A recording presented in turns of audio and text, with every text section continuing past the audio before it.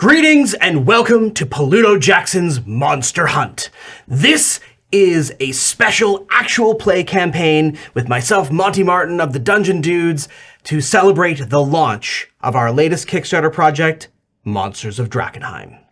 And I'm Kelly McLaughlin, also one of the authors of Monsters of Drakkenheim and one of the Dungeon Dudes, and we are excited to showcase today some of the incredible monsters that are going to be available in Pluto Jackson's Monster Hunting Guide, the book available in our Monsters of Drakkenheim Kickstarter. This book is going to come jam-packed with over 150 brand new monsters inspired by the eldritch horror and dark fantasy and faction intrigue of the Drakkenheim setting that Monty and I have created. Not only will there be a ton of brand new monsters which are going to be bringing to life new conditions to inflict on players, as well the book will include lots of lore and layers for you to explore and build adventures using these monsters, and deadly new magic items in the form of loot that you can craft using a brand new crafting system that is action forward, meaning that it is no downtime, no dice rolls. You just need to kill a bunch of monsters, collect all their parts, and build cool stuff to kill more monsters with. We're going to be showcasing a lot of that in the upcoming episodes. And to kick things off, we're going to be looking at some of the first monsters that we made for this book, and I'm very excited to show them to you. The campaign is going to be launching on Kickstarter on March 26th, next week. And you can head down to the video description below to follow the Kickstarter page so you can find out immediately when it goes live. And if you're really excited to back the campaign, you might want to consider joining our special VIP Discord. For just $1, you can get on a VIP Discord server that we've launched for the campaign and get access to a whole bunch of cool previews and chatting with Kelly, myself, and the rest of the Dungeon Dudes and Ghostfire Gaming team to get yourself excited and Draken hyped for our latest book. So it's just $1 to secure your spot in line, get in there when it starts up, and get an awesome set of sharp edge dice, complete with cool otherworldly eldritch eyes. That's not all though, because we're producing tons of awesome accessories and add-ons as well for the Kickstarter campaign as well. To introduce some of those and our other players, tell us who you are and what add-on are you most excited for the Kickstarter? Okay. I'm Jill Denitis, and I am so excited for any of the new miniatures that are coming. Ooh, Always a huge fan yes. of painting minis, but these are going to be some of the most awesome monsters I've ever seen to paint. And best of all, we have, as a special bonus for this series, painted prototypes of all the miniatures that are going to be available for the Kickstarter campaign. They have been 3D printed and rapid prototyped and painted by the amazing team at Four Realms of Chaos, a painting studio here in Canada, and they look great, and we cannot wait to share them all with you. And our titular hero... My name is Joe O'Gorman, and I'm excited for the Bruce Dice Bag, a wonderful plushie to contain all your dice in the space between worlds. So lots of space for all your dice, no matter how many you have. Really excited about that add-on.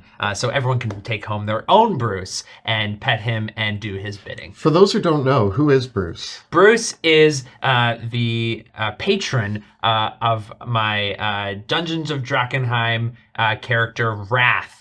Who is a warlock who is subservient to a cat named Bruce. And of course, we've got tons of practical accessories as well, like tokens, maps, and of course, more dice. If all that physical stuff is not your style and you're playing online, we're also going to have a full digital deluxe bundle with VTT support, digital copies of everything, including STLs of the miniatures if you're interested in that as well.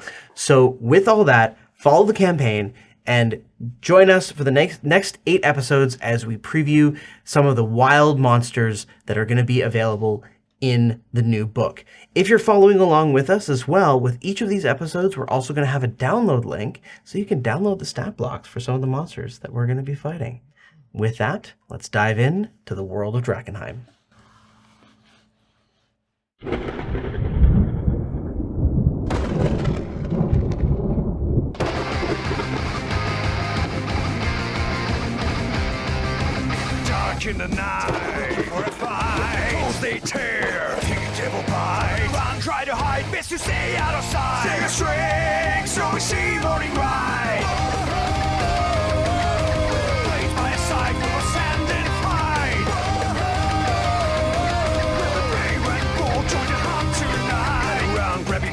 the monsters are near, but we won't back down. Face our fear, as a charge, shattered blade, spear. Visions of night won't break us here. Blades by our side, we will stand and fight. Let the brave and bold join the hunt tonight. Turn the tide for those left behind. Now we grit our teeth and we'll make things right. Now we know we can fight. Now we take back the night. Our will and the light can be taken tonight. Together we stand, shields breaking our hands. In the dark, we'll stand up and fight. With the blades by our side, we will stand and fight. Let the brave and bold join the hunt tonight.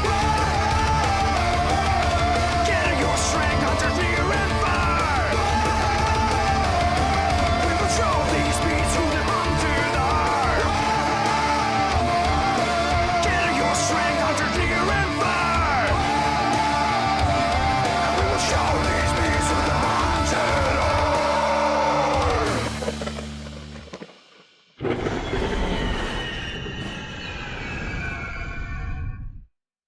Veo, Sebastian, and Pluto, heroes of the Dungeons of Drakkenheim campaign, are currently reeling from a recent defeat.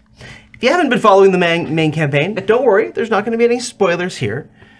To give a pep talk to Veo and Sebastian, Pluto Jackson, the great Caspian prince, has decided to regale them with tales of his prior victories and heroic deeds in the days before they started adventuring together. I'm no stranger to losing. Okay. Great. I know, that hurt. That really hurt. You most of all. I feel like you got hurt the most. We got our butts kicked and I made some bad choices. There's no such thing as bad choices. Oh, thanks, Pluto. Well, actually, in this case, there was. You made some terrible, terrible choices. But I have too. But I had some great teachers along the way. And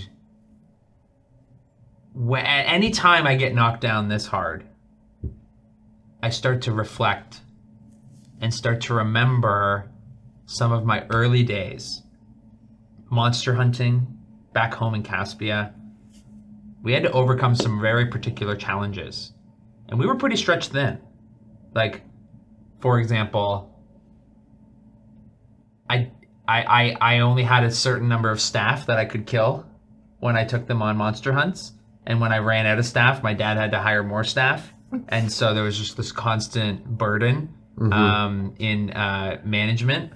And so what this reminds me of is some really interesting fights that we went on.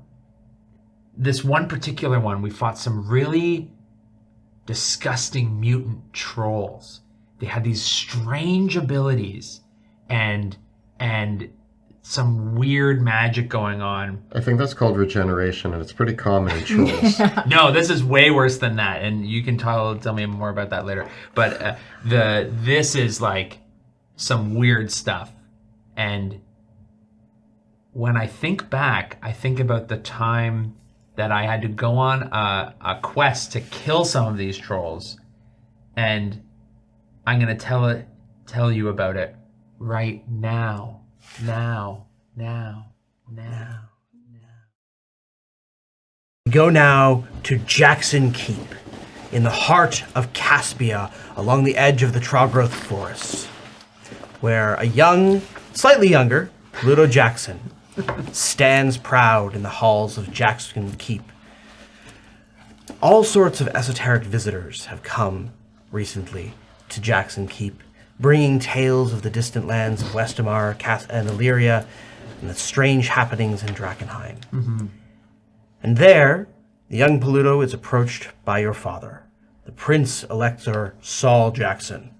"Pluto, my boy, we've got a problem." What is it? What is it, Dad?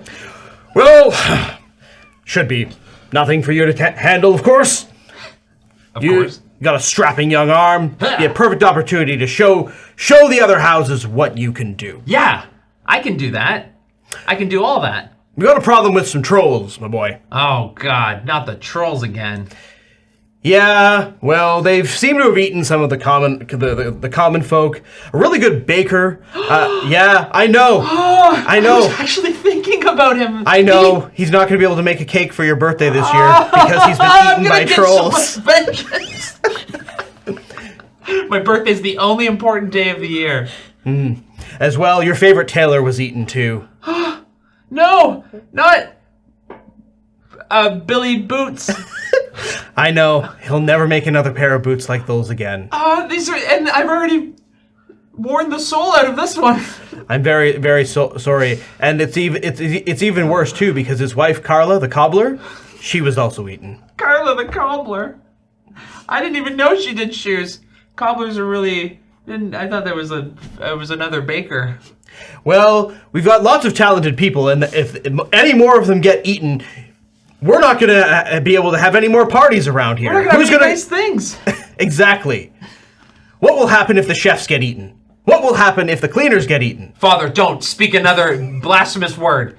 I will see to it that the great people that serve us and give us stuff are defended. Excellent. Well, hop to it. So do I just go? Do you want me to just go do it? Just go kill these? Yeah, but you can't take any of the castle staff this time. We need the gardener. We need the cooks. We're very short on help around. We're very short on staff right now because so many of them have been eaten by trolls. So you understand. See who you can rustle up. Well, I'll need some great warriors. I'll need someone that can handle themselves in combat that I don't have to worry about.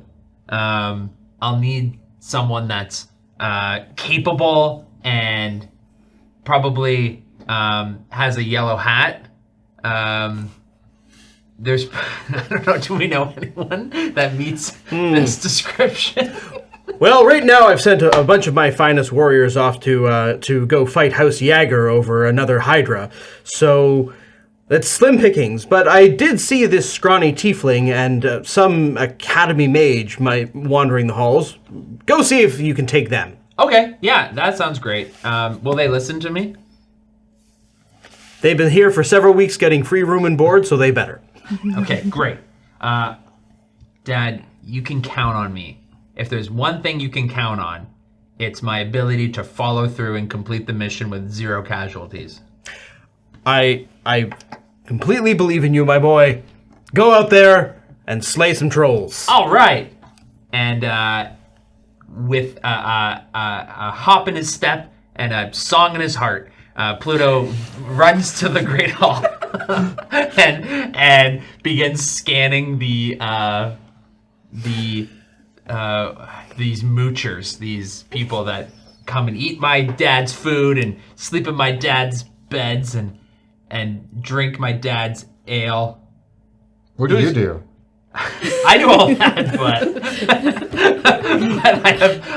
there's a lot of nepotism, so I'm allowed to. It's in the name. I'm allowed to. He's really lenient with me. Well, it is there that you see two individuals. Kelly, Jill, why don't you tell... Jill, we'll start with you. Tell us what Pluto Jackson sees. So, as Pluto Jackson is walking in the room, he sees a very sharp, regal individual in a purple academy coat. This isn't a typical coat. It looks like a naval officer's outfit. Stand up and start walking towards him, and the clip of her shoes is very loud in this hall. Even though there's things going on, you can hear her very confident in her footsteps. And she says to you, Pluto, I was wondering when you'd come my way and ask for my help. Yeah, we got this big problem. Who are you? I can see it in your eyes. Galatea Johns, I am the court mage of the Jackson household. And That's where I know you from. I've been around and I've been helping your father specifically with now it's trying to bring things, increase the notoriety of your family. I have been here for quite a while and I've done quite a bit of work here. I don't know why you wouldn't know me. So Galatea, she just regal in disposition, her cheeks look like she could cut bread, like very sharp. And her eyes just know that she's willing to dive in and help wherever she can. Even though she is from the Johns household, she is wanting to help the Jacksons increase their fame. Look, we have this problem. Our best bakers, cobblers, and the like are being attacked on the outskirts of the forest, and we've essentially got a troll problem. My dad has tasked me, the great Pluto Jackson, to go deal with this problem, and I need some capable, smart, well-dressed colleagues and coworkers. Can you help me? I mean, I certainly can. I can't believe there's even been a troll problem. Usually, Jacksons are very good at taking out trolls, but I guess in this point, something fell through the cracks, so I'm very good at patching them up. Yeah, that'd be really appreciated. We have to head out by morning, I'm guessing? Right now! Oh, sorry, Dad. Just bellowing through the halls. Get out there right now! Okay, And take that bard with you. He's supposed to write some stories to give us good publicity. Yeah, let's... I pack light. I'm ready to go. Well, then let's go get, and then I'm gonna just kind of scan the room and I see... Of course you see me. I'm like standing 3 feet away from you with my quill. Yeah. You! Yeah? I need your help. I would assume so. And Pluto Jackson begged for Gemini's help, knowing full well that he was incapable of accomplishing his goals without him. Is that what happened? I'm pretty sure. Okay, what's your name? Sorry, I introduced myself about 30 times in the past week. I was hired by your father. I am here to write Terrible memory. a great novel about Pluto Jackson for the purposes of publicity, so that That's right. the rest of the houses are aware of your great achievements, Pluto Jackson. So far, I have written stories about the amount of bread you can eat, Yeah. It's a lot. the amount of times per day you flex in front of every mirror you walk by. Yep. So far, I have nothing of value to make a book. I'm supposed to be writing Pluto Jackson's Monster Hunting Guide, and I have yet to see you hunt any monsters. So hearing about this and knowing that Galatea, a capable warrior, is actually going on this hunt, means that there's probably a chance that you'll live enough for me to finish this book that your father is paying me a rather large fortune for. Gemini, as he's standing next to you, is wearing a long red coat with golden filigree upon it. He has a very fine leather-bound journal and a beautiful quill. On his side is a longsword, also very decorative. Like, it looks functional, but it's very ornate. And he wears a yellow beret. He has purplish, like light purple skin with blue, dark blue freckles. His eyes, one is crimson red and the other is almost neon green. And when he smiles, he has very jagged, sharp teeth. Very pointed chin. And he is wearing no shirt underneath his coat. But a lot of, he has 3 necklaces on of all differing, he has the Gemini symbol, you notice, as you look closer. He has rings with the symbol of Gemini on it. He has a necklace with it. He has a belt buckle with it. And he introduces himself as Gemini, the greatest author that you've probably, unfortunately, never heard of. Yeah, that's right. You want to come? Well, you can write about the time that we killed all those trolls and saved the village. I literally am being paid to not leave your side. It's astounding that you're only paying attention to me now. Yeah, it's wild. It's that's because you're talking to the guy who is the show. Okay, so don't look around. Narrow the focus. Keep it on me. He boasted with his idiotic behavior once again. The result of his pampering and privilege, of course. But we are going to change that with this monster hunt. We're going to make you into something worthy of a Caspian king. Okay. In just 7 days, That sounds easy enough. I will make you a man.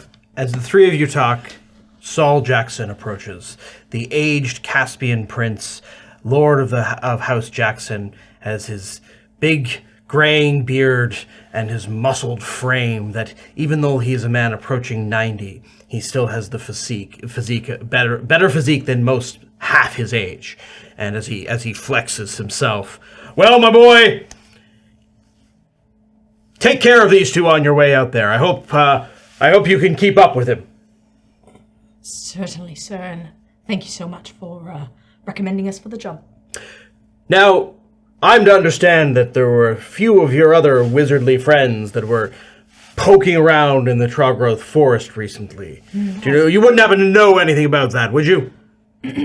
Not that I've heard of. Maybe some stories around. They did come by and mention that there were odd things happening. I mean, of course, the trolls have always been a bit aggressive, but this seems out of the ordinary. Well, if it turns out it was their fault that all these trolls are getting mad and eating my bakers, my candlestick makers, and my butchers, I'm going to write a very strongly worded letter to your colleagues at the Academy. And I will sign my name across it as well. Well, Sir Jackson, just so that we're clear, if Pluto Jackson dies on any of these monster hunts, the book will be even more valuable. So I expect that, according to the contract, if you read the fine print in it, if Pluto Jackson dies on any of these hunts, I get paid double. is there anything in this contract that says that if my son dies in your care, I can't just chop your head off and take my money back? The regular fee will be fine. Very good. Now, don't come back until you've got some trolls killed, boy. Sounds good, Dad. Thank you. And, do you guys know where we're going? Yes. Okay, because I totally do too. Are you not leading this expedition? I'm gonna put that in your capable hands. I'm assigning you, Mission Captain Specialist. Because you have the really fancy coat, and I feel like you have an aura of leadership about you. Yes, but we are meant to bolster your reputation. So I will teach you as we go. I will instruct you as to the ways so we can, maybe by the end of this mission, get you more confident. Yeah. We could probably do that once we kill all the trolls. Of course. Unfortunately, the way that my contract is worded is, doesn't matter what you do. If you do all of the killing, I still have to write that he did all the killing. Yeah. Oh, that's fine. I do not necessarily want my name in this, so keep me out of it. All right. Even if I do amazing work, which I will, of course, put his name on it, please. So, according to the way the story is going to be told, this is you by yourself, Pluto Jackson, and the great hero is going to slay all the trolls all by himself, single-handedly, and whatnot. One day I'll tell this story around a campfire, and I'll tell the true story. But you won't. Why not? So you do that thing, and I'll tell the real thing. Speaking of that, let's hear what your character's classes, ancestries, and other things we're embarking on. We've got some 7th level characters, because we'll be playtesting against the monsters in the challenge rating 6 to 10 zone today. So Galatea Johns, she's a half-elf blade singer wizard. 7th level. And Gemini is a tiefling Swords Bard, Hexblade Warlock. 1 level of Hexblade Warlock, the rest is Swords Bard. And Pluto Jackson, the great fighter. You've probably heard of me. Well, with that, I will make sure that all of you can each roll a d4, and that's how many potions of healing you've got to take one. with you. And remember that as you pack your final things for your monster hunting voyage, you also all bring along with yourselves a set of monster harvesting tools. Yes. And Galatea, you also have an animus extraction kit. Ooh. This is a new technique. This is a long-standing practice of extracting the animus of a magical creature, which can then be used to make a magic item. With your animus extraction kit, you have with you 1 delirium crystal. Animus must be extracted and stored into a vessel. And the delirium that has been found in Drakenheim recently has been a very, very potent vessel for storing animus. If you collect an animus and you collect some useful parts from the monsters that you slay, you might be able to craft some extra treasure along your adventures. Okay. We got to try that. Okay. What kind of potions are we getting? Potions of healing. Yeah. And with that, you set out towards the Trogroth forest. The imposing and tangled wood, famous in the lands of Caspia, the edge of the Trogroth forest, is almost like approaching a cliff from a distance. For the ancient trees, gnarled as they are, almost resemble an eroded cliff shoreline. For the forest canopy is just up at the very top along the edge of the Trogroth, with certain bits of dangling vines hanging down, almost like moss along a cliff face. The forest is ancient, foreboding, and filled with magic. As you pass by, you already spy the blood-spattered remains of another group of adventurous heroes who sought to defend the outer reaches of the Trogroth forest.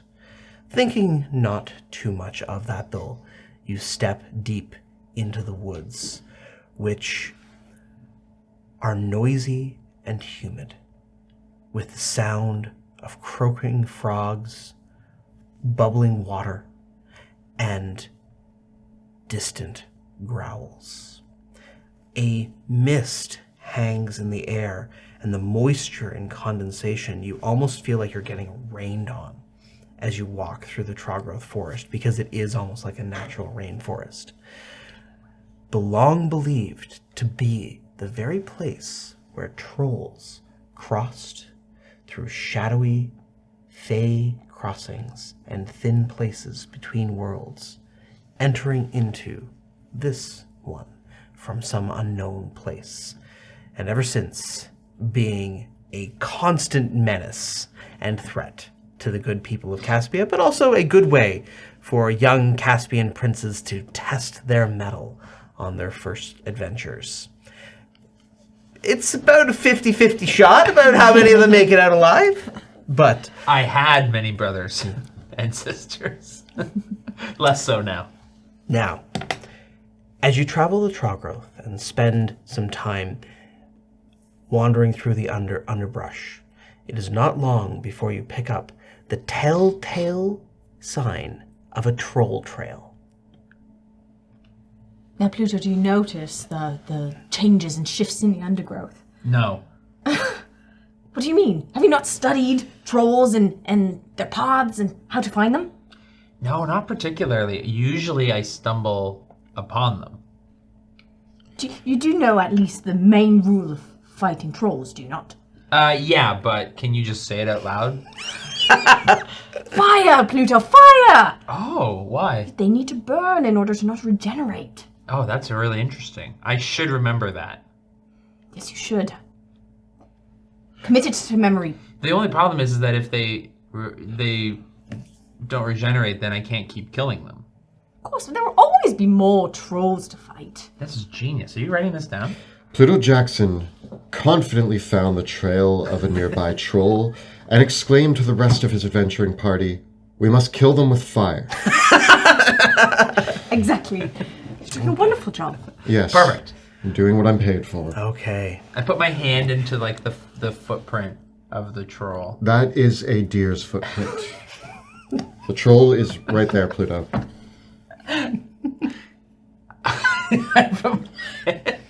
I'm looking at you and I just move. Much better. Well, following the troll trail, you hear in the distance something sizzling and a strange smell, almost like pork, wafts through the humid air. And as you approach from the edge of the forest, you see before you, by a small, murky pool, are several roughly made hovels, a trio of them. There, in the midst of the hovels, stand 2 trolls, eagerly unpacking the belongings of a recently slain mage of the Amethyst Academy. The hulking trolls grin with delight as they go through the mage's belongings, and one of them opens up a strange bag filled with small purple crystalline dust. And one of the trolls says to each other, "Oi, Mick, it's salt! Let's put it on, it'll be even more delicious. Oh, it's been so long since I've had some good salt on salted meat husks. Yeah. And you watch in the moment as the 2 trolls salt the leg of the mage, and one of the trolls one of the trolls takes the still charred leg of the mage off a fiery pit, drops the delirium salt on the leg, and bites deeply into it. Whereas another one of the trolls scoops up some of the murky water, beside him, pours some of the mage's toes and fingers into it, and slurps it up like a stew. And as you watch from the distance, you see the 2 trolls take in their meal, and then one of the trolls turns to the other and says, I'm feeling a little bit strange there. And the other troll's face turns, and one of the trolls looks at his body, the troll that ate the charred leg, and he starts to shudder and shake, and boils all begin appearing on his flesh, and they pop and erupt into flame as the troll's body suddenly ignites like the troll is spontaneously combusting. And the troll screams, the other troll screams, "Ah, ah, ah, ah!" And they scream at one another. But the troll, its form is blackened and its flesh is marred and pocked. Its breath is like sulfur. The flames don't kill it. And as it looks at its companion, the other troll stands agape in shock as suddenly it begins to crack. And for a moment, the troll is almost like it's turning to stone. But then the stone falls away, revealing a watery form underneath, which suddenly freezes. And the troll becomes like a moving ice statue of itself. The trolls look at one another and say, "Well, that was the strangest thing I've ever eaten my entire life." But they seem to be okay with their strange and recent transformations. Hey, I think that wizard skipped leg day. What do you think? What do you think? Do you want me to write that? You know what? Just put in the margin. Skipped. Okay, Pluto. There's 2 trolls. Pluto, this is a perfect chance for you to make adjustments on the fly with your plan and approach. So just kill it with fire, right? The fire one, you kill it with fire? Well, it might not be as effective as for regular trolls, but this is a good opportunity for you to I have no idea what to do, to be honest. What does it eat? I've never... It is a new... Salt? No, it's something called delirium. Oh. It is a new substance we've been studying at the academy from far off places, Drakenheim specifically, but it seems to have made quite a change in these trolls that I've never seen before. It's fascinating, and yet I don't know if our same tactics that we've had in the past will be the same. Okay, so I run in there, we kill them, and then we study them? Is that like the... What do you usually do, Pluto? I run in there and kill them. Well... That is the only plan you normally have when you come against a troll. What other plan is there? Yeah, I'm sort of like lost. As the three of you speak, you hear the two trolls saying, "Huss, where did you get that salt anyways? Where did you get the meat?" And one of the other trolls says to the other, "Oh, I got it from my aunt, Hagatha.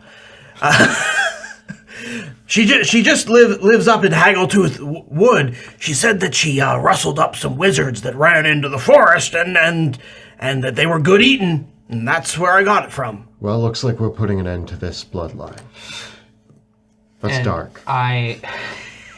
You can put that in the book, though. You put that in the book. Ending the bloodline. Say that I said that. Pluto Jackson says it's time to end this bloodline. Sick. And I draw my sword and I yell into the forest. It died. Drawing your sword, the image of Ignatius, the flaming blade that Pluto Jackson would eventually find, comes into your mind. But you don't have Ignatius right now. No. You just have a sword. And I tilt it so like the light hits it right, just for like style. Oh. And I charge the. Okay. The troll. You can move yourselves a bit closer, kind of up to the wooden log over there. As far as that, yeah. Okay, with that, roll for initiative. Ooh. Killing some trolls. Killing some trolls. Galatea? 19. 19 for wow. Galatea. Pluto? 15. 15 for Pluto. And Gemini? 13. Alrighty. Galatea, as you approach, the two trolls stop up for a moment. Wait! We haven't even had time to digest, but looks like the second course is here. And the third! And the fourth. Come, little Caspian. You won't be eating any of us today. We're gonna eat you, maybe. I don't know. Do we eat? No, they don't look good. No. Don't write that. Galatea, what are you going to do? Okay, I will start by activating my blade song, Okay. which grants me the benefits of a +4 to my AC, increased walking speed, and a bonus to my con saving throw. And I am going to... question. I am going to... because I'm not sure. I'm in the phase of testing about what these trolls are all about. So I am going to toss a fireball over there. Toss a fireball on the two trolls? Yeah. Okay. Because that's what we normally do. Erupt. But, yes. Alrighty. see what happens. So I've got to make some dexterity saving throws for the two trolls. All right. The first troll, the fire troll, the magma troll, it fails its saving throw, but I'm not sure it's going to be too upset about that. The other troll gets a 17 on the dex save. Safety is 15. Okay. The winter troll, newly afraid of fire. Well, it was always afraid of fire. More afraid. It nimbly dodges, but this new magnified troll just drinks in the fire. Nom, nom, nom, nom, nom, nom, nom. Oh. I need That's one more. not great. One more d6. 33 damage. Okay. It seems like the one troll was completely unharmed by the fireball, the magma troll, being immune to fire damage. But the winter troll, even though it made its save, was vulnerable to the fire damage and took double. Ooh. And I shout to Pluto, Pluto! No fire on the fiery one! Extra fire on the cold-looking one. And the magma troll turns and says, "It's about to get hot!" Uh-oh. And then I am gonna shift that way. Kind of Okay. making my way around to flank. Flank. Like, strategically shifting myself so that way we're not all in the same Flanking. area. And my Seahawk familiar comes with me. Their name is... what is their name? Orion. Come, Orion. And we forest. Okay. Swiftly and quietly. Energized by the fiery energy of the fireball, Uh-oh. the magma troll leaps to its feet. Ah! Oh my. And as he does so, fire burns in his claws and his eyes, and he goes, "I'm powerful! I don't feel fire anymore! Take this!" And fire comes out of his hand, and he throws the fire at you, Galatea, Oh no! getting a 22 to hit. So my AC's at 19 right now with my blade song, but I have shield. Okay, you block it with shield, and he growls and says, "You're no fun!" And he takes his second hand and throws another bolt of fire from his hands at you, Pluto, getting a 21 to hit. Hits. Alrighty, Pluto, you take 18 fire damage, and you are burning 4d6. So you are ignited in flames. This is a new condition. The burning condition means that at the start of each of your turns, you take 4d6 fire damage until the fire is put out. Oh gosh! And you have to spend an action to You have put to it spend out. you or someone else has to spend an action putting it out, or do something that would reasonably put out a fire. Following that, the troll's like, "Yes, yes," and then he goes, "Oh, oh," and he belches. Uh-oh. And as he belches, a cloud of ash and sulfur emerge around him in a 20-foot radius, which is going to be all of you. Yep. I need all of you to make Constitution saving throws. Oh gosh. 15. 24. 8. Okay, you two succeed, but Galatea, you fail. The two of you that succeeded, you just take 7 fire damage. Galatea, though, you take 14 fire damage, and you are blinded until you or another creature within 5 feet of you spend an action to clean the ash out of your eyes. Can my familiar help with that? Your familiar was incinerated. Oh, no! Incinerated. Okay, and with Burped him out of that, existence. Jeez. and with that, Pluto, it's your turn. And so I take how much damage? 4d6. Oh god. So that's going to be end up being 12. Okay, so I'm burning. Yeah. I'm going to run at the creature, Okay. and I'm going to attack it with my sword. And I go, for Caspia! I get a 20 to hit. That's a hit. For 14 damage. It And- cries out in pain. I wanted to make a strength saving throw. Okay. I get a 22. You are fine. You're totally fine with the. You did not get knocked prone. And you do take an extra 4 damage. Okay. And then I'm going to attack it again. Getting like a 24 to hit. Okay. And I do 13 damage. Okay. And I want to use my next cool Maneuver. One of my other maneuvers. I'm going to use Distracting Strike. He's going to take another 7 damage. Okay. And the next attack against him has advantage.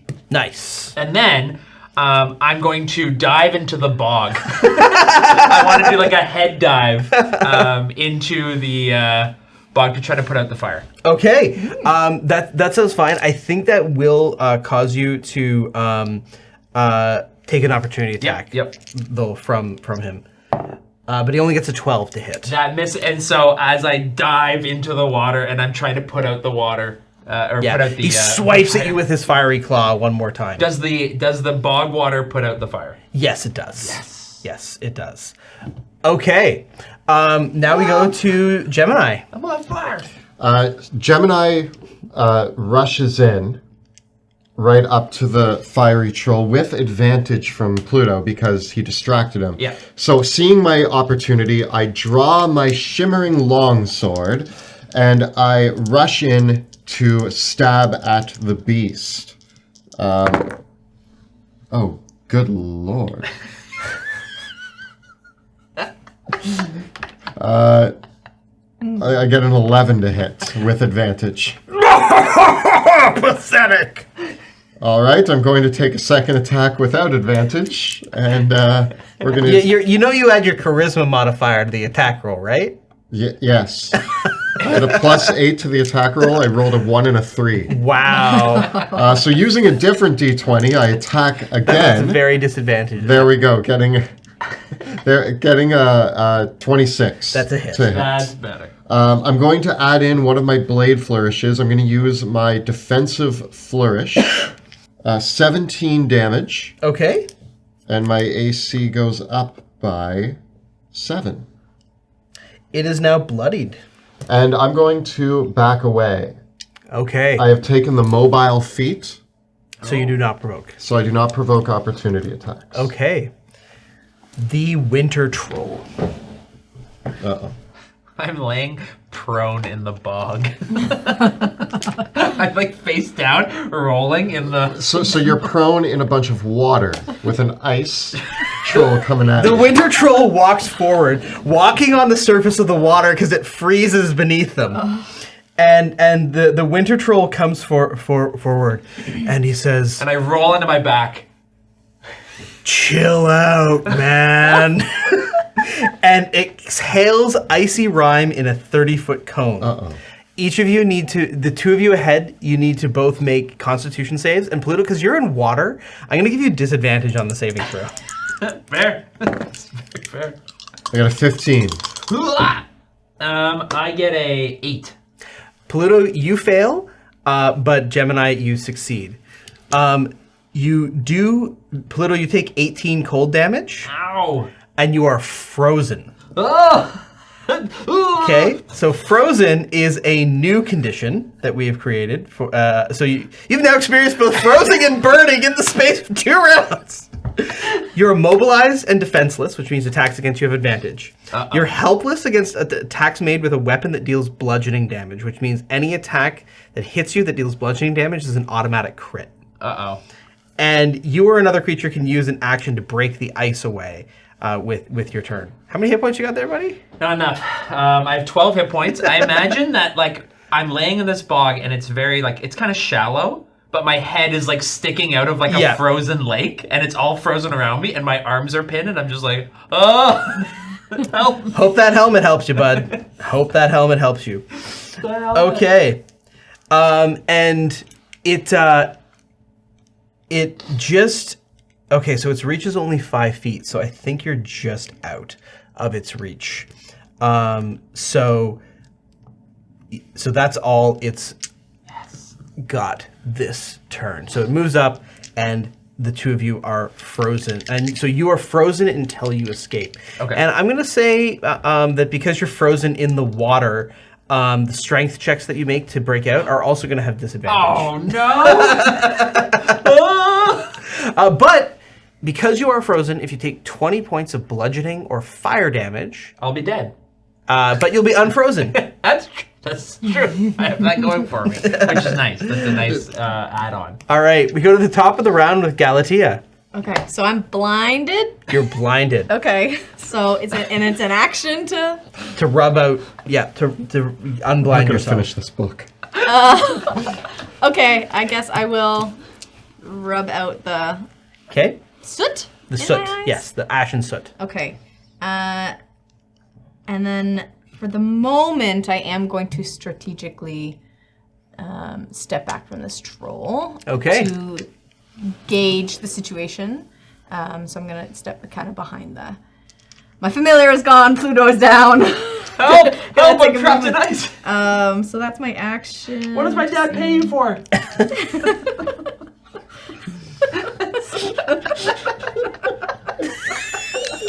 I just imagine like you're just, like a head poking out of the water with your helmet. They're like, help! And this towering ice troll. Is about to like basically use your head like a football. Yeah. Yeah, he's like he's teeing got up. just poof. I don't think there's anything I can do. I'm sorry. Bonus actions, spells, no? Okay. Maybe just some words of encouragement. All right, you are Get up out of that bong, Pluto Jackson. You are better than this. Okay. That helps a little bit. There.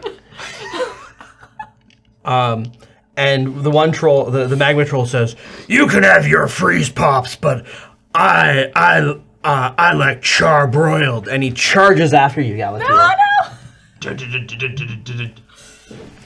No. And so with these trolls, they both use their breath weapons, but they do have their claws and their bites. So he will make 2 fiery claw attacks against you in melee, getting a 14 and a 24. The 24 will hit. Okay. That is going to be 10 fire damage for the hit, and you are now burning 4d6. Oh. Ooh, okay. Sorry, do I roll that now or after? On the start of your next turn. Yeah. And then he's going to do a big old volcanic bite, getting a 17 to hit. No. So he only manages one. It's like, "Ugh, you should be on fire." I'm like nimbly just like dodging with my hand kind of behind my back. And he hasn't taken cold damage, so he does regenerate.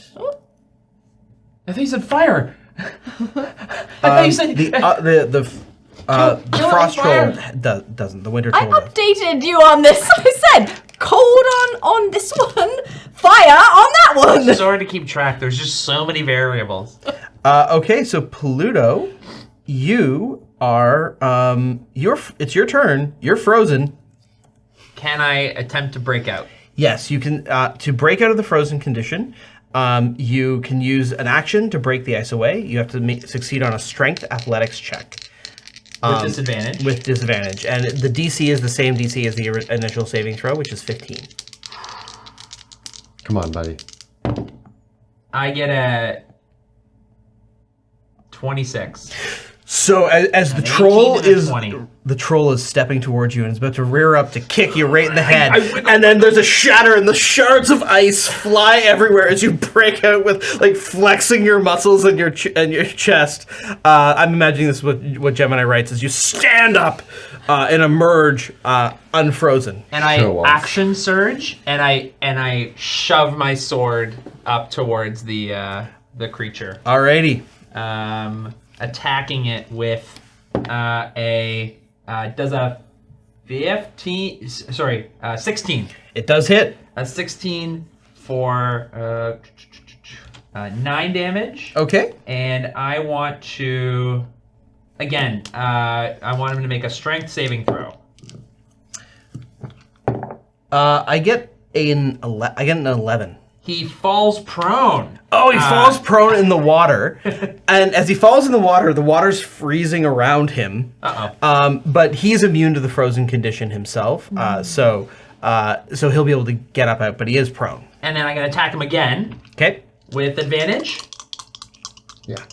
Woo! I get a 24 to hit. Nice. I attack him again for 10 damage. Okay. And He's bloodied? then I run away magically. So I can run 15 feet. And I'm going to run up to Gemini.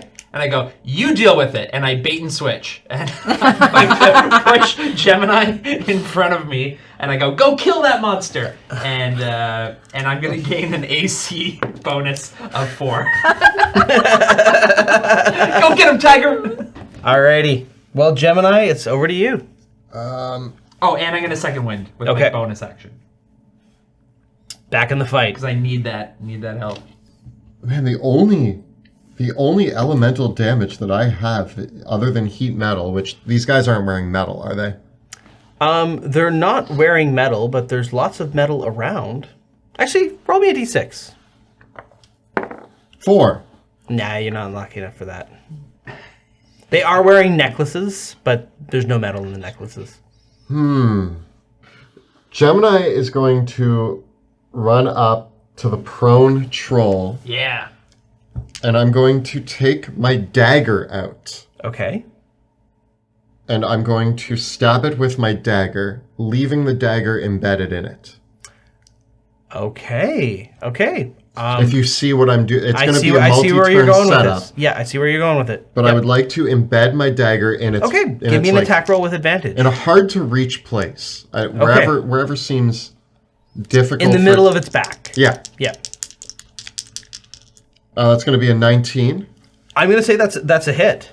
Yeah. I'm going to say that because you're trying to lodge it in, that's going to consume your second attack. Okay. Okay? But the dagger is lodged in, and it does deal damage normally to the creature. It does like 2 damage. Okay. Sounds good. And then I'm going to back up.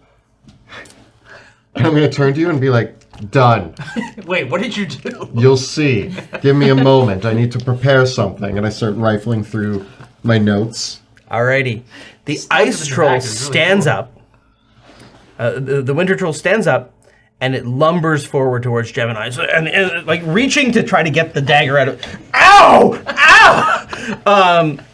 It's like that really hurt, and he comes forward, and he makes 2 slam attacks. And as he's trying to reach, actually, the first thing that he does is he falls forward towards you, Gemini, and he goes to bite you. Ooh.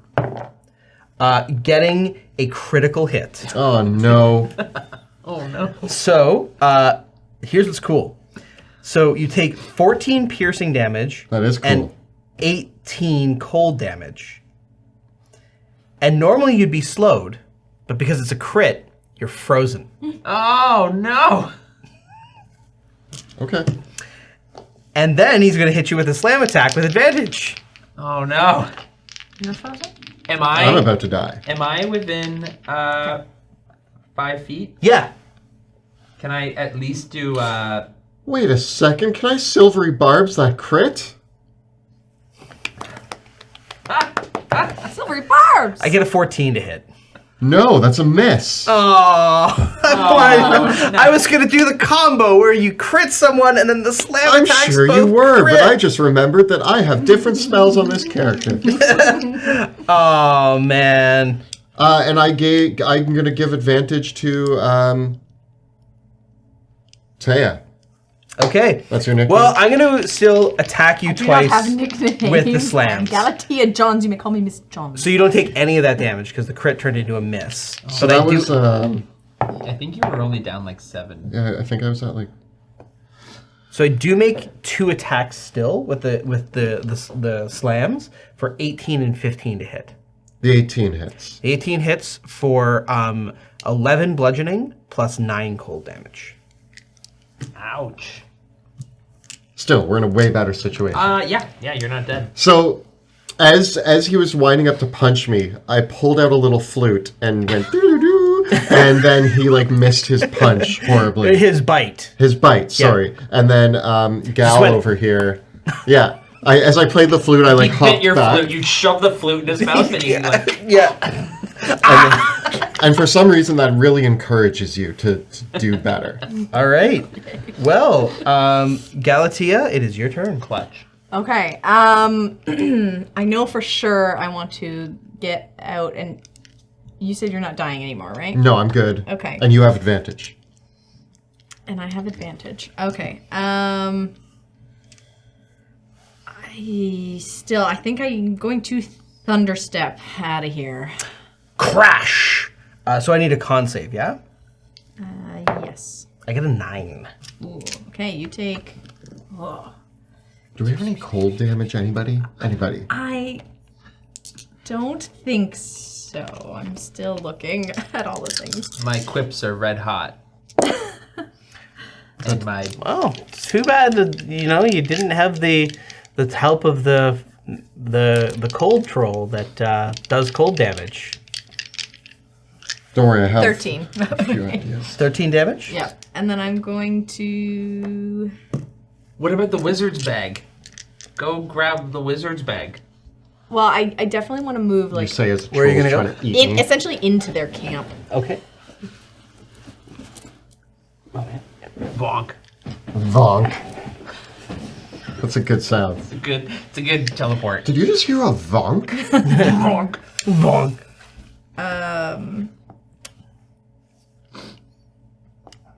Okay, I think that's everything I can do. Nice. I'm going to do. Able to. Okay. With that, we go to the magma troll, who stands for a moment and is like, "What? Where'd my lunch go?" Turns around and Big guy. sees you over there. So he's going to leap back up onto his stand. His breath weapon does not recharge. So he is just going to take his fiery claws back up on the stump he was at before and shoot blasts of flame at Galatea. Oh, and still. I'm burning. I guess I'm burning. Oh yeah, you're still burning. So what you do would have taken 15 fire damage. Ouch. So he shoots you with 2 more blasts of flame, getting a 13 to hit and a 9 to hit. Nope. Okay, but you are still on fire. I'm on fire! There's water behind you. You're doing great. You're doing great. Yeah, I guess you could have thunderstepped into the Stepped water, into the water, but, but it's you know, I guess you didn't remember in the moment that you were on fire. Nope. Okay, Pluto, it's your turn. I am going to. Oh man. I guess I'm gonna flank Gemini here and try to attack. I'll come this side. Go the wide side. Yeah, and I'm gonna attack this troll. Try to set it up for success. Go for it. Ooh, does a 14 hit? It's just a narrow miss. Then I'm gonna try to again. Ooh, okay, like a 26. Nice. Okay, so we're gonna do a big old 11 damage, Okay. and I'm gonna try to shove it Okay. 5 feet. Opposed strength. I get a 15, I get a 14. so I'm gonna shove it 5 feet away. Okay. And then I'm gonna continue running. Ah! And I want to try to make it to, like, I want to see if I can get to the bag of the wizard and try to find something cool. Okay, you can get there, but that'll be your turn. Okay. Yeah. So I'm gonna run over to the wizard's horribly legless body. Yes, it's very horribly made. He's all upper body now. Gemini. So as Pluto shoves the creature back, with my quill, I point towards the dagger embedded in his back, and I'm going to cast Heat Metal upon it. There we go. The burning dagger begins to heat up, and it's like it's melting the troll from the inside, and like water is dripping down. Ah! Does it start doing damage right away? Any creature in physical contact with the object takes 2d8 fire damage when you cast the spell. Okay. And I can use a bonus action on each of my subsequent turns to cause the damage again. Roll the 2d8. He is vulnerable to fire damage, so he takes double damage from fire. Fire burns. That'll be 9 damage, so double So that's that. 18. Ouch. And I'm going to Youch. move the heck away. Okay. Well, the ice troll is freaking out at the dagger.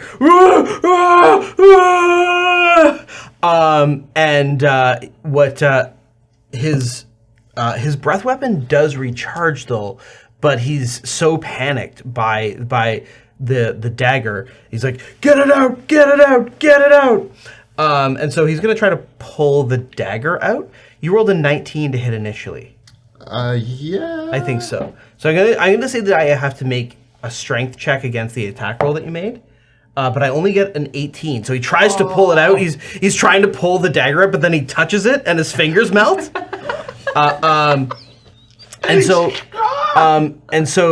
what I'm gonna say is that in his fury, he tries to pull the dagger out, but then he's going to randomly breath weapon in a random direction as he's screaming.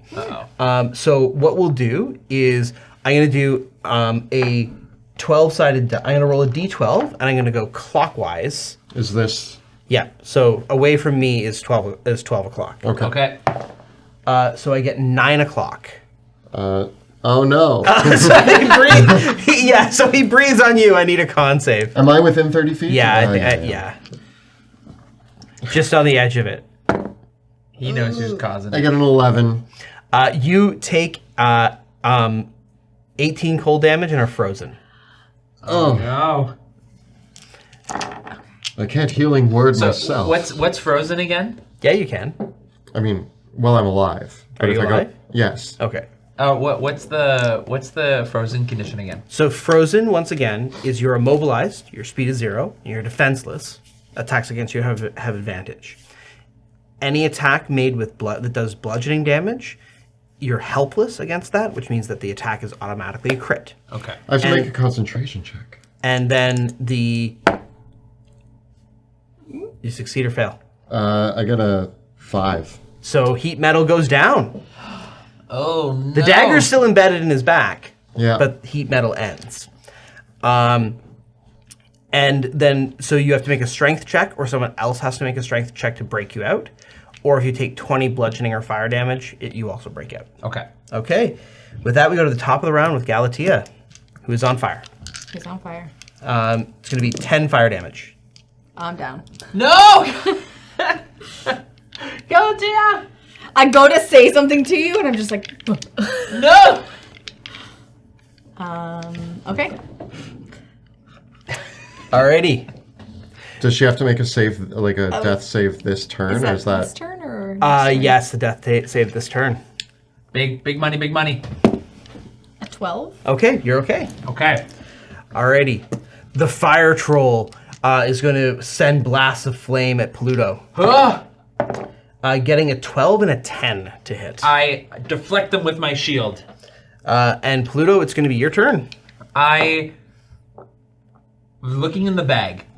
What do I find in the wizard's? There's some strange-looking scrawls of scrolls and an odd-looking crystal. Um, I'm not going to take an action for that. You just see the bag is open because the trolls were going through it. just useless garbage.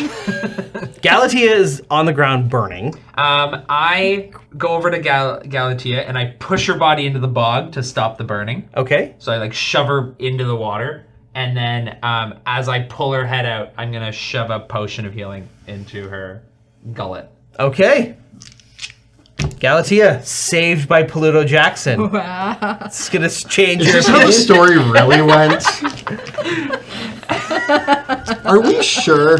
All right, That sounds just like me. Gemini, it's your turn. 10 health, and then I guess, my bonus action is used to get up, please. Do you Oh get God, please.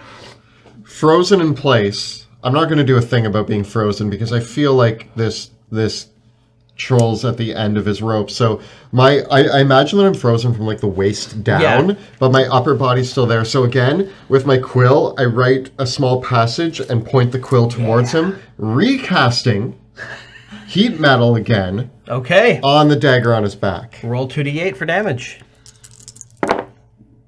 8 8. doubled.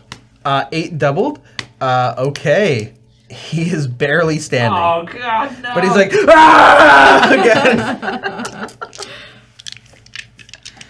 Can I do anything with a bonus action? I can... You know what? Here you go, Pluto. And I yell, Bardic inspiration. Pluto! You said you're a great monster hunter. Prove it! And you get inspired. And I'm shoving a potion. Yeah. I am.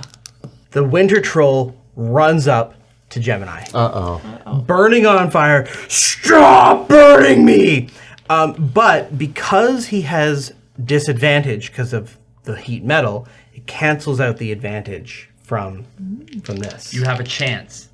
He's saying there's a chance. I get a 14 to hit, and I get a 19 to hit. I'm going to cast Shield. It's the most important shield of your life. I know. Yeah. So- just in case. Just as he's about to pummel me out of the ice, my quill blocks it.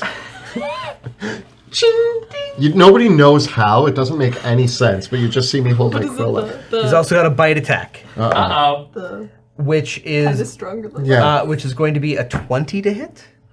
No. Now the shield. No shield. And I yell, the pen is mightier! Good job, good job. We go to the top of the round then with Galatea, who is alive and no longer on fire. Okay, sweet. And though I see you in trouble, Help. and You're I defeating a troll with a quill. You're fine. I say, The pen may be mighty, but so are beasts. And I point at you and I polymorph you into a giant ape.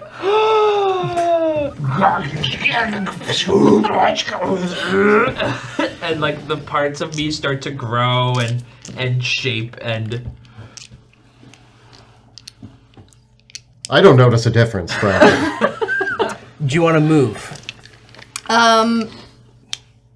I do want to move. Yes, I want to get Behind the giant ape? behind the giant ape. crawl under. Prone Alrighty. prone crawl. Hold on, let me just mark that. And then, Jeez.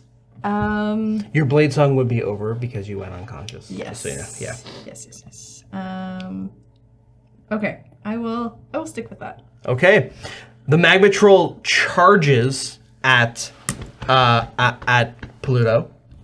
Rushing Pluto. forward, as it does so, it makes its volcanic bite attack, getting a 22 to hit against your giant ape form. Hits.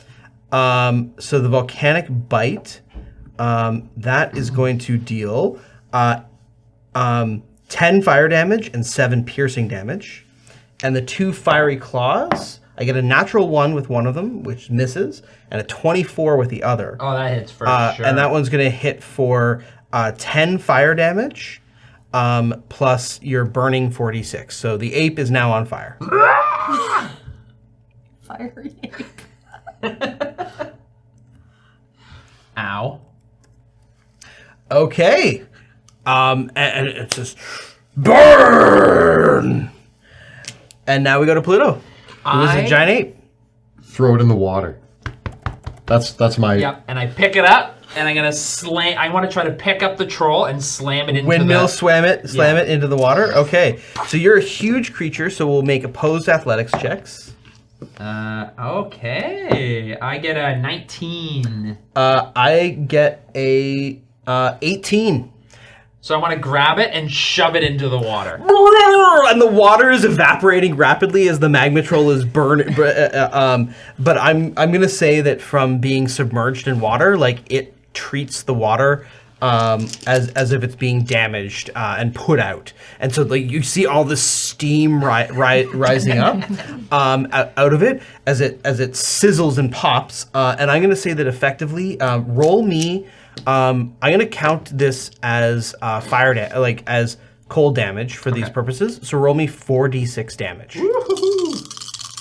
Who's on fire now? It's me still. Actually, I have to take fire damage. 17. Okay, so I'm gonna count that as 34 because it's vulnerable.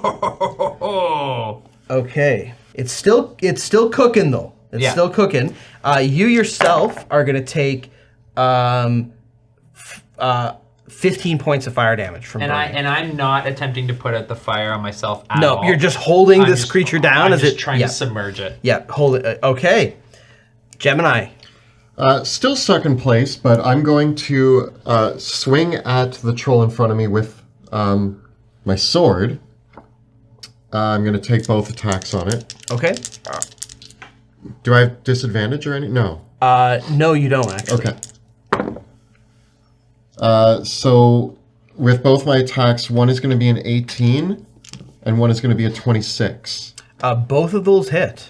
And with one of them, I'm going to add a blade flourish. You forgot my Oh, inspiration. I haven't used it yet. I'm inspired ape. I'm going to use the mobile flourish, which I'm going to... Okay, that's going to be 16 damage. Okay, that actually slays it. Yeah. While I'm slaying it, I want to push it, because I push it with mobile flourish back, hoping to get it close enough that it kind of freezes. Oh, it freezes the water? Yeah. Okay. It is slain, and yeah, its body is freezing the pool of water. Although it also has the heat metal in it. I didn't activate that this turn, so... Okay. But it did take the damage last turn, so this does slay it, and its regeneration won't click on. That's what we needed. Yeah, so it's sort of, as it falls back slain, it melts and then starts freezing the water like ice. Good job. Because I killed it, am I no longer frozen, or am I still No, you stay frozen. I'm going to chill here. Yeah. We go to the top of the round with Galatea. Okay. I'm going to actually, let's see. I guess reactivate my blade song. Okay. And I'm going to shift around this giant ape and take my 2 attacks. And one of those attacks can be a cantrip. Okay. So I'm going to use Booming Blade Go for to it. do that. Okay, so I hit it with a regular melee attack. So I bring my rapier around and I stab into the freezing magma troll. 24 to hit? Yeah. Yeah. 16 damage. That slays the troll. Who's submerged in water. The fire goes out in its heart, and the 2 trolls are slain in the frozen puddle of water. I can't move. I'm gonna come over and break the ice. It's a good icebreaker. How are you? I don't know how to talk like an ape. I don't think I can talk. Ooh, ah! Ah! Ah! All right. I Unpolymorph Pluto? Unpolymorph Yeah. you. Well, that was the easiest fight I've ever been a part of. Well, with a crew like us, of course it would be easy. They're trolls, after all. That was nothing like any troll I've ever fought. I'm taking notes. This is going to be in the book about... What would you call it? A magma troll? And A winter troll. a winter troll. I think we'll call it a winter troll. They were awful. I've never fought anything like that. I'll be honest, I was quite worried when the usual fire wasn't doing its job. I mean, who comes prepared with cold magic to fight a troll? I'm all fired. I have all fire. You're all fired up. I have all fire. Aren't you a sea captain? Well, yes. And you have no magic involving cold or water or... It's not that I can't come with it. It's just you come prepared to fight trolls with fire. Well, seemingly not. Seemingly that was an oversight. Look, the important thing is that I saved the day. Yes, I've written it here. Yeah. Pluto Jackson came up with the brilliant idea as he cried, embed the blade in its back and I will cast heat metal. We don't know how Pluto Jackson casts heat metal. How do you do any of that? You embedded the blade in its back. I cast heat metal upon it at your command. Oh, okay, yeah. that Then you makes sense. said, I would do better as a giant ape. Galatea, please transform me. And she did so on your command, and you slayed both the trolls with a mild amount of help from us. Ease. Would that sound accurate? Yeah, that's Sir it. Jackson. Yeah, put that in the book. It is. What was in that bag? What did they eat? Because they did something. They changed.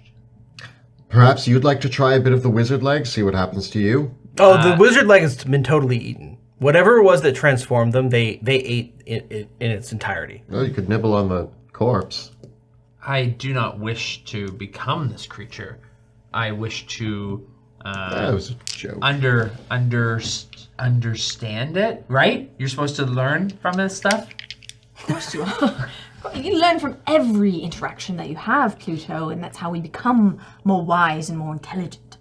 I mean, from what I know, and I take out my delirium forged rapier and I say, what we do know in the academy is that this substance, this delirium, when it is not handled properly, it can cause all sorts of strange things to happen. We, of course, have limited knowledge about what it really does, and this is my first time seeing it in the field so potent with these trolls, but oh my. This is Trolls' regeneration makes them prone to rapid mutation. That tracks. I bring out a tiny notebook, probably the smallest note. It's like, and I start writing with the tiniest font you've ever seen. Prone to. I start doing pictures in the water. Well, but with the two trolls slain, there's enough remaining of their bodies that you may be able to salvage something from them. Oh, yes. Ooh. Yes, I'm going to take out my animus extraction kit and say, Pluto, pay close attention. You may need to know this for future reference if I'm not with you. And I'm slowly starting to use the animus extraction kit and bring out a piece of delirium. This is the substance. You must be very careful not to handle this. So an animus extraction kit includes several arcane components. The center of which is a small stand that you place the vessel upon.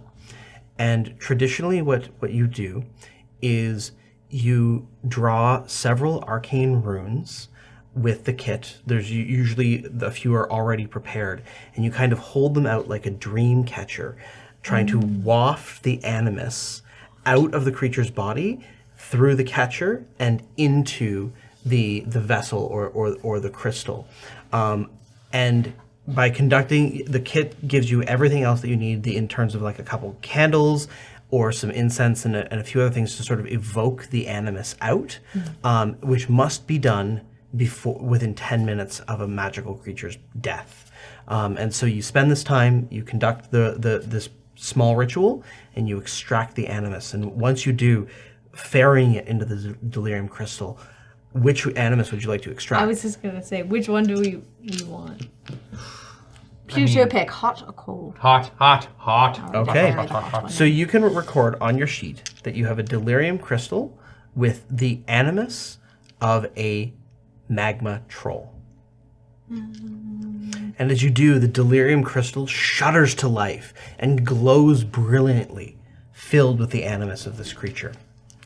Now, Gemini and Pluto, each of you, when we pull out our monster harvesting tools, so many factors can go into what you might be able to harvest from a monster. Obviously, one has been partially melted, submerged in water, so their bodies have been heavily damaged by battle. In addition, not always everything that you might salvage from a monster's body is going to be viable for use in a magic item. And sometimes the actual harvesting process does as much damage to the parts as the process of fighting them does. So for this reason, we abstract the whole thing, and each of you gets to harvest one component of your choice from the monsters that are here. Okay. And so they're both trolls, which means that you could harvest their bones, their skull, or specifically their skull. You could harvest any of their organs, like the troll's heart, or you could harvest their troll toes. You could harvest their claws or their fangs, which would be their natural weapons. You could harvest their blood, which would be a fluid from their body. So all you can do is think of physiologically what you might want to collect from the troll's body and store. Interestingly enough, these trolls, because of their mutations and their breath weapons, have an additional organ that is actually the gland that is producing their breath weapons that you could harvest if you wanted to as well. Before I start harvesting, I'm going to quickly rifle through. I'm not much of a monster part harvester, but I'm wondering if the mages that were being eaten here had any guidance or anything on maybe they were looking for parts. That's possible. However, the process of harvesting monster parts is something that requires some urgency. Right. If it's not done within about 10 minutes of a monster dying, the part, whatever innate magic is held in those parts is lost. So if you want to harvest parts from a monster, it should be the first thing that you do after defeating them. All right, I'm going to take some troll blood. I'm going to take one You of could also skin them. You could also take their hide. I want to take their skull, one of the skulls. Okay, of which one? Let's do the fire troll. The fire troll's skull? Or the magma troll. The magma troll's skull? And you want the blood of which one? I'm going to take the blood of the winter troll. Okay. What CR was the winter troll? They are both challenge rating 6. So just for you guys to know, you're going to want to write the creature that you took it from, what you took, and the CR of that creature. Okay. Yeah. So if I wrote winter troll blood CR6. Great. Yeah. Which is technically a fluid. Yes. Yes. Every monster part has a category, which can be bones, fluid, hide, fur, organs, natural weapons, or in some cases, some monsters like undead have their ashes, and some monsters also have a unique thing. So every monster part fits into one of these categories, because some magic items, when you craft them, they'll just say any hide, right? And so we can get very specific with the crafting rules, and we might have a magic item that requires the skin of a troll, or the blood from a troll, or it just might require any fluid from a creature of a sufficiently high enough challenge rating. So all you need to be able to record down is the name of the monster, its challenge rating, and what type of part that you got from it. And that's all you need to know from a player side of what you've got, at least until you're matching it up with the recipes.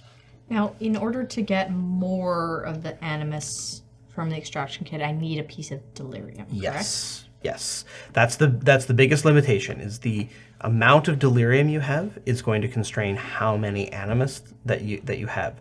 Now, a delirium crystal, it is something that is very potent, and it can capture the animus of a creature up to challenge rating 10. So you'll need bigger delirium crystals to trap the animus of more deadly characters. And there was like the one in this bag, and I throw you the bag of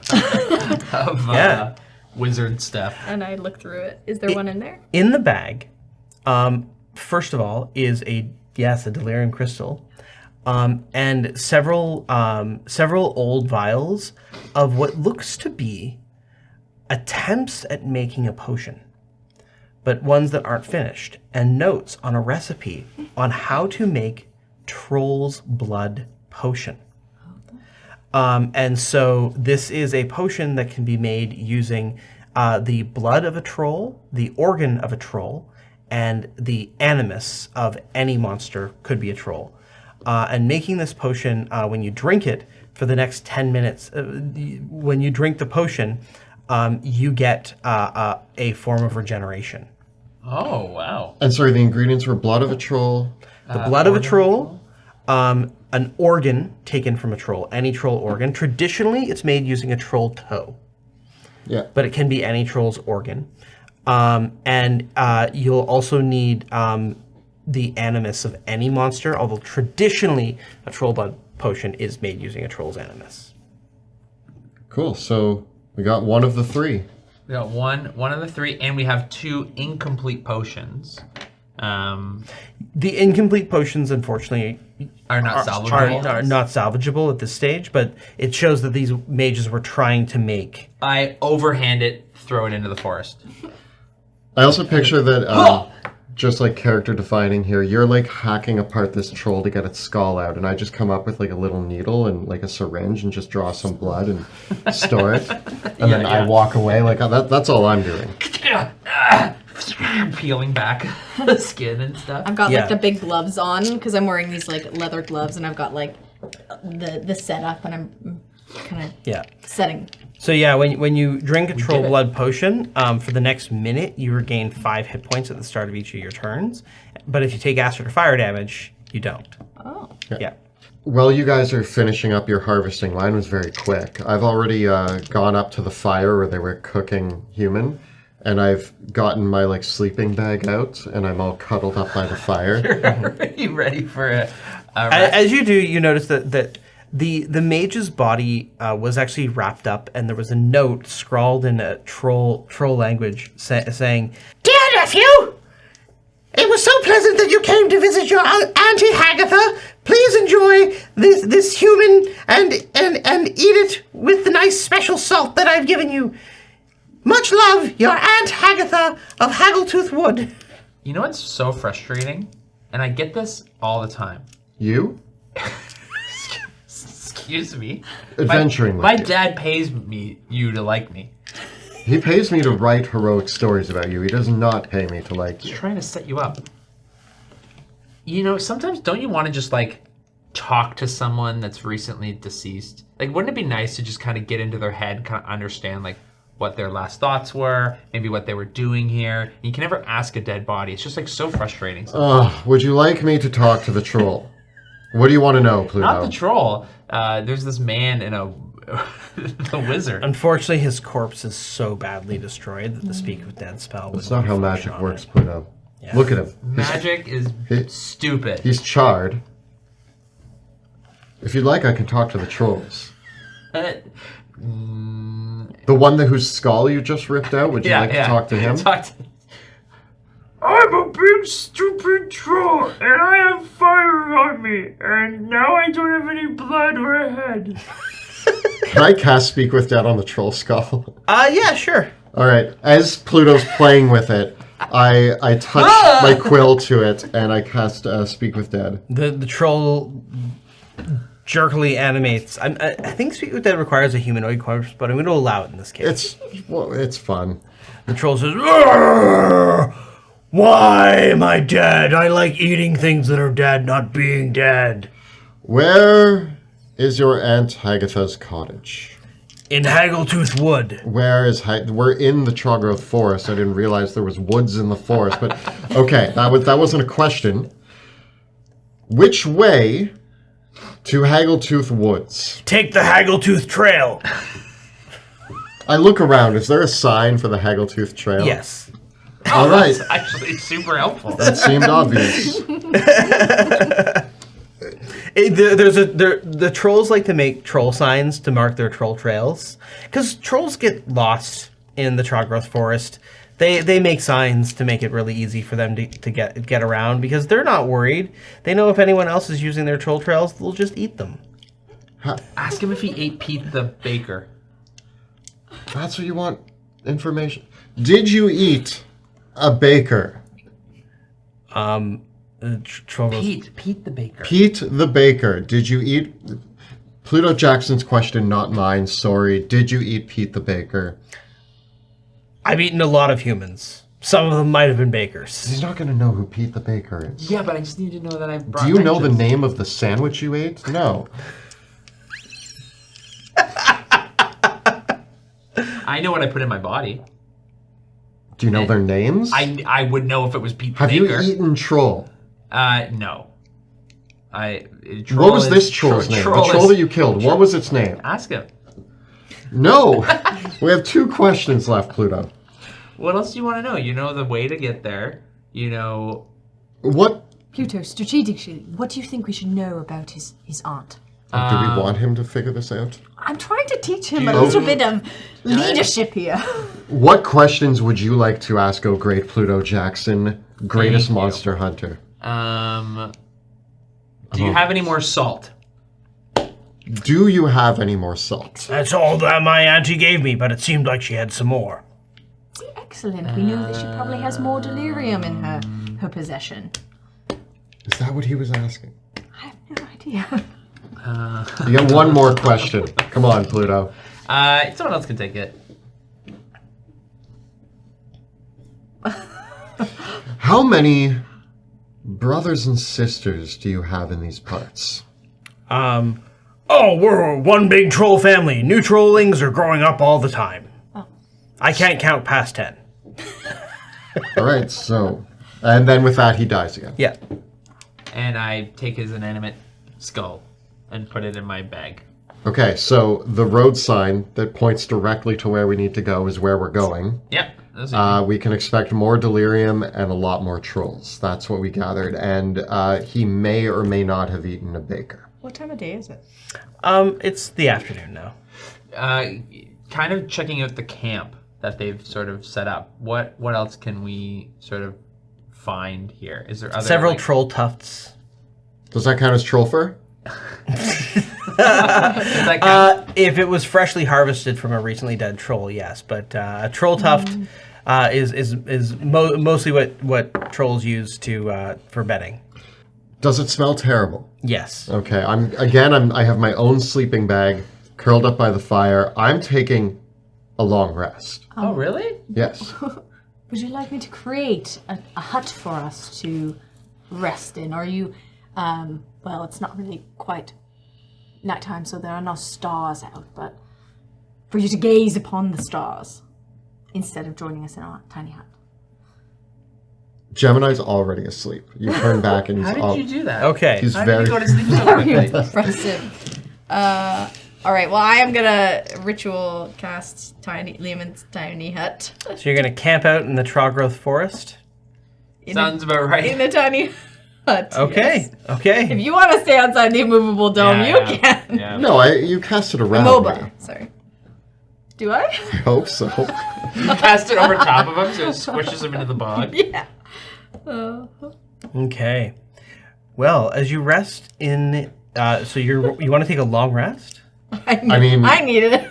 I need Okay. it. I don't, and I'm the leader of this band of merry-go-men. That combat took literally almost all my resources. Look, It was 2 challenge rating 7 trolls. here's the thing. All my high level slots. Whatever we do, we gotta act quickly. My dad is gonna be so mad if any more villagers go missing. So, if we're gonna sleep here, we gotta go at night to go find this thing. Of course. Agreed? Agreed. Alrighty. I'm already sleeping. So you guys can have your I don't know how to rest. wake That up was a hard tomorrow. battle. You have your rest. And as you rest, the shape of the forest around you shifts and changes. You finish your long rest, but when the tiny hut dissipates, you find yourselves deeper in the Trogrowth Forest, in the part of the forest known as Haggletooth Wood. Here, the trees are more ancient and gnarled, and strange fungi grows upon all the trees. Large bits of mushroom fungi, almost forming like stepping stones that you could use to climb up the sides of the trees here and there. Large mushrooms emitting strange spores, and the troll trail is illuminated along the way with human skulls, with strange witch lights placed in the eye sockets that illuminate the way towards, in the not far along, you can detect strange smell and the sound of bubbling liquid from a distant cottage where the voice of an elderly crone is softly humming. Oh, yes, making my stew, making my human head stew. She's so loud. It's echoing. I'm not a big fan of going to sleep in one place and waking up in a completely different place. This forest is not appealing to me. Yeah, you would hate drinking. No, actually, I quite like it. Yeah, I was gonna say, because that's one really easy way to wake up, go to sleep in one place. And I would wake up much in another. rather you sharing your stories of heroics so that I could write them over a few ales at a pub, but here we are. Look, we got to get our hands dirty. We got to save some villagers, and we got to kill whatever is making that sound. A heroic speech from the great Pluto Jackson as we awaken the forest deeper, hearing the beguiling songs of Hagatha. Well, do you approach the cottage? Yeah. How about, as we have learned from our past experience with these other trolls, maybe we do so with a bit of stealth and take a moment to analyze our foes before we dive right in. Interesting. As I'm clanging up the... I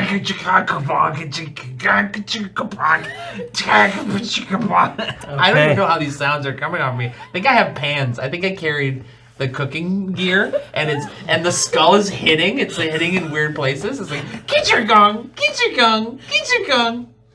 Alrighty. You want me to be quiet? Well, in any case, you approach. So we will change our scene.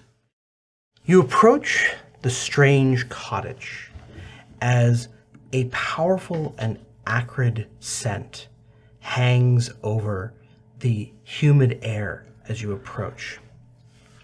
You hear the sound of bubbling liquid, and you smell also that fungal musk underscoring everything in Haggletooth Wood. You enter upon the cottage of Hagatha, the cottage of fungal delights, deep in Haggletooth Wood. Here you see what was once a large cottage with a nearby barn has exploded outwards as a massive mushroom is implanted in the middle of the cottage. All around it are smaller mushrooms, all blooming and blossoming. And as you look kind of closely at them, it's almost like there are almost infant-like faces mewling in the stalks and stems of the mushrooms, and gnarled faces in the trees that look down upon you with disapproving or hungry eyes. The palpable sense that everything in the forest is watching you fills you with an inner dread.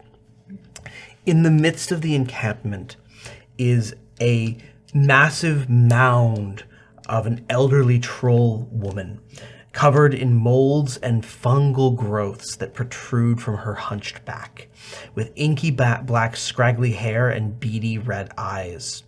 She's covered in tattered burlap and decaying foliage that hides her features, and you can see from her back there's more fungi that is growing off of herself. And with her swollen and stumpy, spindly limbs, she actually has a large chain with a cauldron that is before her belly that she's stewing around. And as she goes up to the big mushroom that is growing out of the cottage. And you can see almost this mewling little mouth appears from it. And she feeds the mushroom something and she says, "Now eat up, Hugo!" And beside her, there are actually two massive purple mushrooms with stumpy little legs that are acting like helpers to Hagatha. And they have these grim expressions on their faces because their head is their whole head is like this massive fungal spore, and that is pulsating, barely controlled, and they're picking up objects with their mouths because they only have stumpy limbs and passing them to Hagatha, or they'll pick up a mushroom from the ground and plop it into her cauldron, or she'll pick a mushroom from her back and drop it in the bubbling brew and then feed it to the massive mushroom that she is calling Hugo. Well, this is totally normal, isn't it? And as you approach, she says, "Ah! Welcome to my cottage of fungal delights. It's so lovely to have nice young visitors come to visit their auntie." I never was a fan of mushrooms. It's the mouthfeel, the texture. More so than the flavor, I'd say. "You might not like the taste of the mushrooms, but they'll like the taste of your flesh." Well, your nephew enjoyed the taste of my blade when I slayed him. Ooh, sick burn. And I flourish. Now that's not very becoming of a nice young lady to threaten an old grandmother and auntie. Didn't you just say the mushrooms are going to enjoy the taste of our flesh? No. No, I think like word for word, like what you said. Like you threatened us moments before. That's a terrible thing to accuse me of saying. I'm just a nice old woman living in this strange, mysterious fortress. I'm just a nice old woman living in this strange, mysterious forest, making a very suspicious brew. Wouldn't you like some of my lovely soup? Actually, I am kind of No, hungry. immediately after she just referred to it as suspicious. Oh, yeah. That's probably a big giveaway. I just watched her pick a mushroom off of her back and put it in I'm there. gonna gag. Little gag. Don't eat it. Are you sure? You don't want some of my mushroom stew? You're... There's just a little bit of onions. They're in season. I don't smell any onion. I've got bone bread in the oven that you can have with it. That's actually, yeah, I want to talk to you about Pete the Baker and the rest of the villagers. You are encroaching on Caspian territory. You have broken the sullen ceasefire. That is, you only eat a couple of villagers and not all of them, and you've been eating too many. And now I have come to stop you and your things from killing all of our people that we really love making shoes. I've paraphrased that into better wording in the book. Valiant speech. Yeah, take Well, I've never been so offended.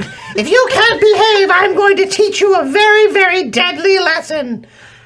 Is that another threat, just for the book?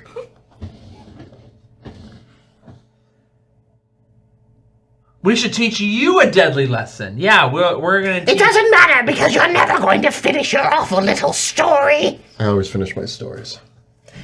The only chapter you're going to be finishing is... Wait, where am I going with that?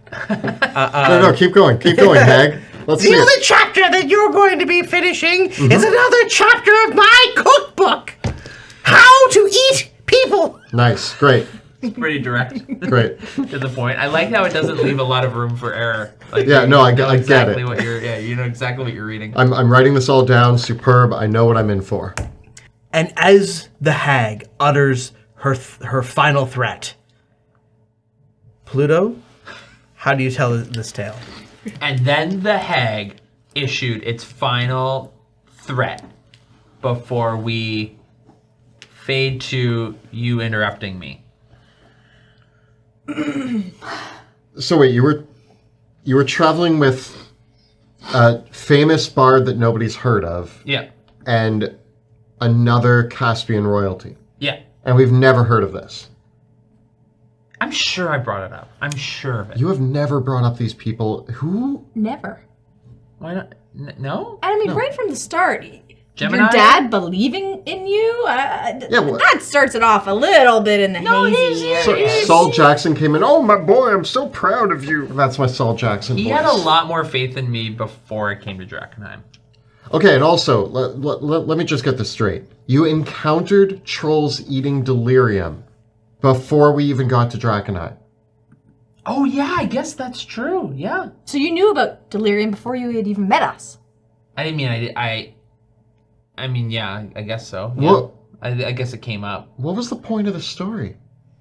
I think well, remember when the trolls ate the delirium and they changed? Yes. We had to change our tactics against them. So you had to kind of like think Pluto, like on the fly. we've been fighting monsters that eat delirium for 2 to 3 years now. I feel like expecting unexpected is really just the basis of our whole fighting style. Yeah, but this is like a very concrete explanation. And okay, just to get this straight, I know you're the one telling the story, but you played it out like the other two did very little, and you were the big hero. And then that hag speech at the end, is that what she really said? Yeah, Is that what yeah. she really sounds like? Yeah. She was pretty. Can you do the voice again? I'm going to devour you all alive. Great. Yeah. It actually Yeah, is sounded that exactly. better? Yeah. No, Is that better? no, that's spot on. Although you know what, it is, I will say, believable in the point where you rushed right in and got the job Why are you done. guys focusing on the believability? I'm trying to tell you about. I'm trying to inspire you that even before Drakenheim, I had to overcome gnarly creatures with like horrible mutations, and even when we were close to death and things looked their grimmest, we overcame and succeeded, and we pushed on through, and we will continue to do it next week. All right, let's hear more about the troll hag. Continue your story. Sorry for interrupting. Thank you. Your story is clearly 100% accurate. Thank you. Carry on. Thank you. Well, we will encounter the troll hag in battle, and what other bizarre creature could Hugo become in the aftermath? But we'll have to find out next week when we launch Monsters of Drakenheim on March 26th. Please join us. It will be an extra special stream with a talkback after the episode next week as we unveil the new Kickstarter campaign. So please be sure to join us. I'll be there. Jill will be there. Kel will be there. Joe will be there. The whole team at Ghostfire Gaming will all be there to celebrate the launch of it, and we can't wait to share this amazing project with you all out there. You'll find all the links below to get in on the Kickstarter for the Monsters of Drakenheim, which includes Pluto Jackson's Monster Hunting Guide, or Monster Slaying Guide, sorry. It's slaying monsters, not hunting monsters. We're hunting monsters and slaying them. That book's going to come complete with a ton of new monsters, as well as layers, lore, loot, crafting. There's going to be a new crafting system. There's going to be new epic bosses. You'll learn more about that in the next episode. And the trolls that we fought today are definitely in the book. That includes the magma troll, the winter troll, and you're going to see a bunch more trolls next episode, and a lot more different types of monsters in the episodes ahead. Big thank you to Jill, Kelly, and Joe for playing, as always. Big thank you as well to our editor and extraordinary behind-the-scenes man, Kyle. As well, for keeping everything running behind the scenes. Thank you, buddy. Our videos and live streams are also made possible in addition to with the help of all of our Patreon backers. So as well, check out our links for the Patreon community as well. You can also find links below to get on our VIP Discord, which is for the people excited to back the Kickstarter. You have 1 week left before the Kickstarter launches, and so getting on the VIP gets you a set of dice, which is going to have creepy little monster eyeballs inside of it. That's going to be part of if you enter the VIP Discord and then back the project at a physical tier. The dice will be added to your pledge. On top of that, the VIP Discord is where Monty and I are showcasing a lot of sneak peeks at some of the content going into this book and getting feedback from the community on it. So if you join us on there, there's a lot to share. Thank you so much for watching. Thank you for all your support over our first couple Kickstarter projects. For those of you that backed Dungeons of Drakkenheim or Sebastian Crow's Guide to Drakkenheim, big thank you to all of you out there as well. Thank you for all of you new and first-time backers who are joining us as well. All of our viewers, all of our patrons. This wouldn't be possible without you, and we're so excited to share the horrible nightmares of our imagination with you in the next project. Thanks again, and we'll see you soon.